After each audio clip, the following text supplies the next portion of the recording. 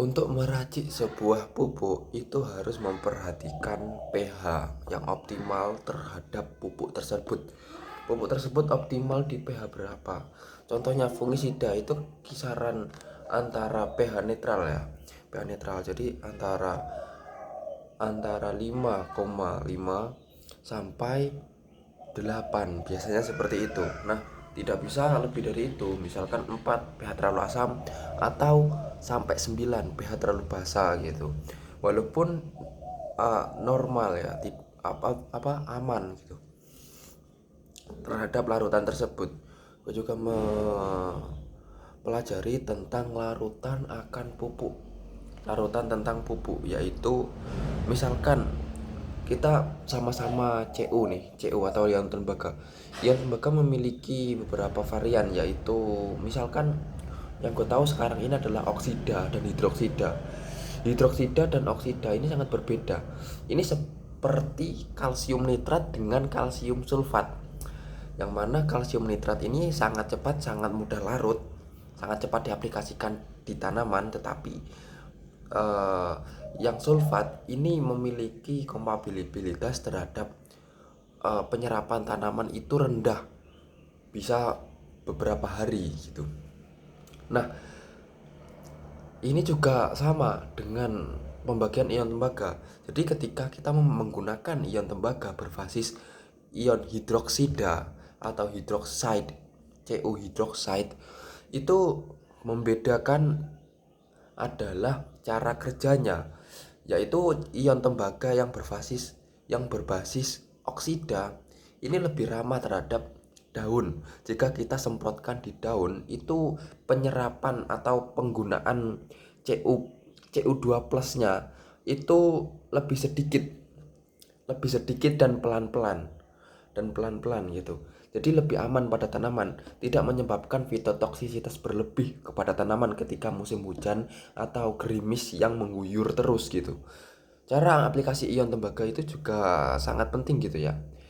Ion tembaga ini sangat reaktif terhadap kelembapan. Dia bisa menghasilkan Cu2 plus yang sangat beracun pada organisme atau patogen-patogen lain seperti fungi, seperti bakteri. Itu sangat beracun. Dia multisite, bisa menyasar bakteri, bisa menyasar fungi, bisa menyasar fungi jenis Omnicota ataupun Ascomycota. Seperti itu. Dia sangat sangat reaktif gitu di kelembapan yang tinggi. Tetapi oxide atau tembaga oksida ini larutnya itu pelan-pelan gitu. Dia larut pelan-pelan, bisa sampai 1 minggu, bisa sampai 2 minggu, dan lama. Tetapi yang paling bagusnya adalah ketika tanaman ini tidak terlalu bobrok gitu ya. Tanaman ini tidak terlalu butuh banget, atau ini untuk preventif atau pencegahan terhadap patogen-patogen yang akan datang di musim penghujan atau di musim kelembapan yang tinggi gitu. Oxide ini sangat bagus gitu. Nah, sedangkan hidroxide itu memiliki mekanisme yang sangat cepat.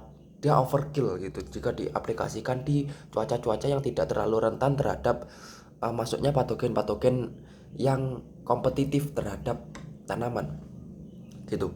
Hidroksida ini sangat cepat dan ini sangat aktif, tidak bisa digabungkan dengan yang lain. Berbeda dengan Cu oxide atau tembaga oksida yang bisa digabungkan dengan bahan yang lain gitu. Cu itu juga tidak bisa dicampurkan dengan emulsivitas. Ini bicara dengan penggabungan ya. Kita bicara dengan penggabungan yang mana ion oxide atau tembaga oksida ini aman, relatif aman, dan bisa untuk digabungkan dengan bahan aktif lain ataupun pupuk lain gitu. Tapi dengan beberapa syarat. Walaupun aman, ini juga tetap reaktif terhadap misalkan fosfat atau kalsium atau magnesium yang berbasis sulfat gitu. Nah, ini tuh reaktif, bisa melakukan pengendapan karena ion Cu itu jika terkena kelembapan, sekali lagi itu akan menghasilkan ion Cu2 plus.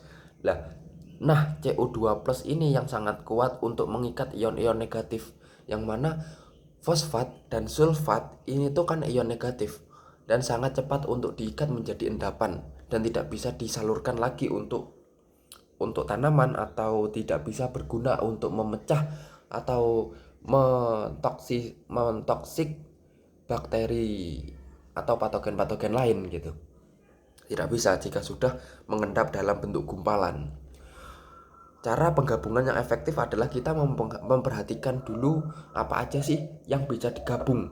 Contohnya adalah kalau fungisida, itu fungisida berbasis azol dan astrobilurin itu juga bisa. Tetapi kita juga perlu memperhatikan ya pH-nya. Ini pH-nya cocok apa tidak gitu. Misalkan jika yang kita pakai itu adalah tembaga oksida berbasis berbasis CuO atau oksida ionnya itu ada satu, CuO gitu ya, Cu oxide. Nah, ini tuh bisa digabungkan dengan strobilurin atau golongan azol. Tapi ketika kita pakai tembaga yang berbasis Cu2O gitu ya, yang memiliki pH sedikit basa atau lebih condong ke basa, 7,5 sampai 9, ini tuh kurang kurang cocok gitu loh. Walaupun bahan aktifnya sendiri itu cocok dengan tidak memiliki toksisitas berlebih atau tidak menghasilkan reaksi gitu yang salah, tetapi aman. Kita juga perlu memperhatikan pH-nya. Kalau pH-nya ini kurang bagus, kurang kompatibel dengan bahan aktif itu, misalkan strobilurin dan azol, pH-nya itu harus netral sedikit basa tidak masalah lah gitu. Tapi ketika pH-nya ini bisa sampai 9, itu yang menjadi masalah, tidak boleh gitu ya. Golongan azol atau strobilurin nggak bisa gitu. Jadi walaupun bisa dalam kondisi bahan aktif tapi tidak bisa dalam pH, ini juga tidak bisa memaksimalkan. Jadi tidak boleh gitu. Pupuk pun juga begitu. Tadi sudah membahas tentang pupuk ya, tentang pupuk magnesium atau kalsium itu bisa bereaksi dengan tembaga. Jadi kita coba kasih pupuk yang tidak bereaksi. Contohnya apa? Yang tidak mengandung sulfat, yang tidak mengandung kalsium, yang tidak mengandung fosfat. Contohnya apa? Kalium gitu ya, atau magnesium. Magnesium berbasis nitrat gitu. Kalium nitrat dan magnesium nitrat ini condong tergantung lebih aman lah gitu. Fungisida juga begitu. Yang paling aman adalah golongan ditiokarbamat biasanya. Ditiokarbamat atau mancozeb atau fipronil gitu ya. Fipronil, Chlorothalonil kelihatannya juga aman, tetapi yang paling aman atau sering digunakan dengan penggabungan tembaga ini adalah ditiokarbamat biasanya gitu. Jadi kita bisa pakai itu ditiokarbamat seperti itu ya. Nah, kita sudah tahu nih fungisida apa yang bisa cocok gitu ya. Tadi itu strobilurin dan golongan azol itu kan kurang gitu ya. Dan paling banyak itu fungisida yaitu golongan strobilurin dan azol. Ketika kita pakai ditiokarbamat itu aman. Oke, berarti kita pakai ditiokarbamat dengan pupuk formulasi KNO dan MgNO atau magnesium nitrat gitu ya. Nah, bagaimana dengan bakteri? Bakteri sida ini condong ke negatif ya. Karena bakteri itu walaupun memiliki pertahanan spora atau endospora yang sangat kuat, misal Bacillus subtilis, tetapi juga rawan banget gitu loh. Bakteri ini sangat rawan terhadap ion Cu. Nah, dibanding dengan yang lain gitu. Ketika kita melihat ini resikonya lebih tinggi daripada keuntungannya, lebih baik tidak digunakan gitu. Karena kita melihat ini frekuensi atau resikonya itu lebih tinggi dibanding manfaat yang kita dapatkan, seperti itu. Jadi nanti kita berarti bakteri tidak ya gitu. Kita coba lagi apa? Insektisida yang aman, intinya aman dengan gabungan tembaga itu adalah golongan pyrethroid, non nikotinoid, dan ya itu sih, golongan non nikotinoid dan pyrethroid dan spinosin itu cukup aman. Tapi kita juga harus tahu dulu apa pH yang cocok untuk insektisida ini. Jika pH-nya itu aman di pH basah, sedikit basah, berarti berarti kondisi kondisi insektisida itu masih bisa diaplikasikan bareng tembaga. Jadi tergolong aman lah begitu. Jadi kita tuh nggak boleh belajar tentang satu hal. Berarti kita bisa tuh menggunakan tembaga yang oksida dengan pencampuran yang lain gitu, tanpa memperhatikan ini tuh toksik apa enggak, ini tuh menggumpal apa tidak, ini tuh pH-nya aman apa tidak gitu. Jadi kita harus belajar itu tentang bahan aktif ini tuh efeknya akan menggumpal apa tidak. Pertama itu karena ketika bahan aktif itu menggumpal itu tidak ada gunanya gitu ya.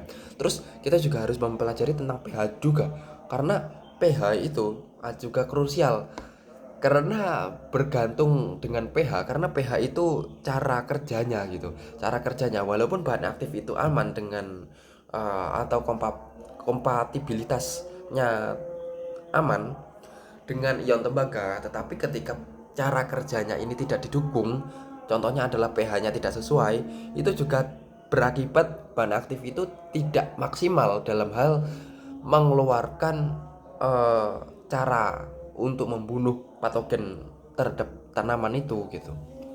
Jadi tidak boleh belajar itu cuma satu hal gitu ya, cuma satu hal dan satu spesifik saja. Jadi kita harus cari pecahan-pecahannya gitu. Banyak banget itu di luar sana di ilmu topik pertanian tuh banyak banget gitu ya. Jadi begitu aja. Golongan tembaga tuh yang paling ganas itu adalah tembaga hidroksida, dan yang paling aman itu adalah tembaga oksida. Dan pencampuran yang paling tepat itu adalah mempertimbangkan antara pencampuran uh, sebuah hal lain, misalnya fungisida atau insektisida, dengan mempertimbangkan kompatibilitas uh, dengan reaksi dengan tembaga aman atau tidak, dan uji pH aman atau tidak. Jika pH-nya ini aman, berarti ini bisa diaplikasikan begitu. Sementara ini gua masih belum mempunyai alat ukur pH ya yang paling pas gitu, masih belum gitu. Masih belum. Jadi ketika kita belum punya alat ukur pH seperti itu, kita juga belum tahu tuh larutan yang kita campurkan tuh pH-nya berapa sih gitu. Nah, nanti ketika ini tuh ukur pH-nya sudah ada gitu, mungkin kita juga bisa tuh gabungkan strobilurin atau golongan azol dan golongan azol ya dengan tembaga. Kita bisa cek gitu apakah pH-nya netral atau tidak gitu. Jika pH-nya lebih dari 8 berarti tidak bisa diaplikasikan. Jika pH-nya kurang dari 8, misalkan 7,5 atau 7 gitu, itu masih bisa diaplikasikan dan itu masih aman banget itu diaplikasikan. Dan strobilurin dan golongan azol itu termasuk golongan fungisida yang sistemik. Itu sangat bagus untuk melawan jamur antraknosa yang sekarang ini sedang rawan banget. Antraknosa, terus bakteri Ascomycetes lain, contohnya itu apa ya, bakteri sih, fungisida Ascomycetes yang berada di daun. Oh ya, alternaria itu juga Ascomycetes, dan itu bagus. Itu bisa sangat overpower juga gitu, menggabungkan tembaga yang sangat kuratif terhadap spora-spora jamur atau jamur ya, bakteri juga gitu, dan menggabungkan bahan aktif sistemik jika bisa tuh sangat bagus banget gitu ya. Oke, begitu aja penjelasan sekarang tuh. Jadi kita tuh nggak bisa untuk mencampur itu, nggak bisa asal-asalan gitu. Oke, begitu aja, sampai nanti dan pembahasan lain.